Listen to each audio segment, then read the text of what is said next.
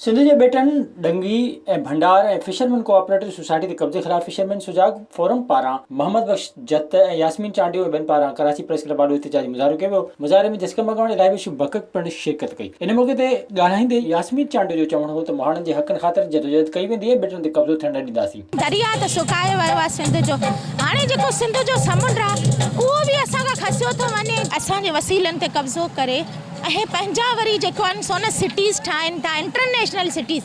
माना अफ़सोस जी ॻाल्हि इहा आहे त हे कराची खे फ्री पोर्ट ठाहे इंटरनेशनल जेको आहे सो न यतीम खानो त बणाइणु चाहिनि था ऐं हे पंहिंजा मफ़ाद उन ज़रिए हासिलु करणु चाहिनि था। त सिंध गवर्नमेंट खे इहो सोचणु खपे त सुभाणे इहे जेके मुहाणा जेके 1000 सालनि खां रहनि था, इन्हनि खे मौत जे वर चाढ़ियो थो वञे। हिननि जा बच्चा बुख पिया मरनि। जेके असांजा ॿेट आहिनि, असां उन्हनि खे कब्ज़ो करणु कोन ॾींदासीं जेसिताईं बि कंहिं बि सिंधीअ जे सीसीअ में साहु आहे। फिशरमैन सुजाग फोरम जे चेयरमैन मोहम्मद बख्श जत जो चवणु हो त फिशरमैन सोसाइटी उन्हनि जे वॾड़नि ठाही हुई, अॼु उन मां खेनि बेदख़ल कयो पियो वञे। असांजो मुतालबो इहो आहे कि डिंगी भंडार जेको आहे माहीगिरियुनि जी मिल्कियत आहे, क़दीम जज़ार आहिनि, हुन ते कब्ज़ो ख़तमु कयो वञे।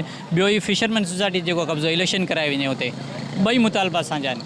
ॿिन्हिनि मुतालबनि खे हल कयो वेंदो ऐं जेकॾहिं न कयो वेंदो त पोइ असां पहिरीं त सूमर जॾहिं हिते मतिलबु वॾो एहतजाज कंदासीं, उन खां पोइ फिश हार्बर ते बि धरणो हणंदासीं। जस्कर मगवाणी रायबशु बकक ॻाल्हाईंदे चयो त ॿेट सिंध जी मिल्कियत आहे, हुन ते वफ़ाक़ खे कब्ज़ो करणु न ॾिनो वेंदो। पीपुल्स पार्टी वारनि जो बेटो म्यार आहे, इजाज़त बि हिननि पाण ॾिनी आहे ऐं अगरि हीअ सिंध सां सचा आहिनि त असेंबली जो इजलास ख़ासि करे बेटनि जे लाइ घुराए उन में के बाक़ाइदा रद्द कनि ऐं उहा करारदाद वरी क़ौमी असेंबली में खणी वञनि ऐं उहा करारदाद सेंटर मां पास करे हिनखे हमेशह लाइ रद्द करे छॾीनि। जिन त असां सम्झासीं पीपुल्स पार्टी डबल पॉलिसी हले थी।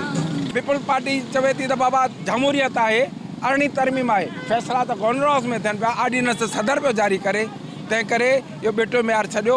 असां बेटनि जे लाइ जदोजहद जारी रहंदासीं ऐं 15 नवंबर ते सिंध एक्शन कमेटी लखे माण्हू गॾु करे आणे थी। हुन चयो त 15 नवंबर ते धरती हणी कराची में गॾु थी बेटनि ते कब्ज़े खे रद्द कंदा। विज़िट कयो अवामी आवाज़ मीडिया ग्रुप जी वेबसाइट awamiawaz.pk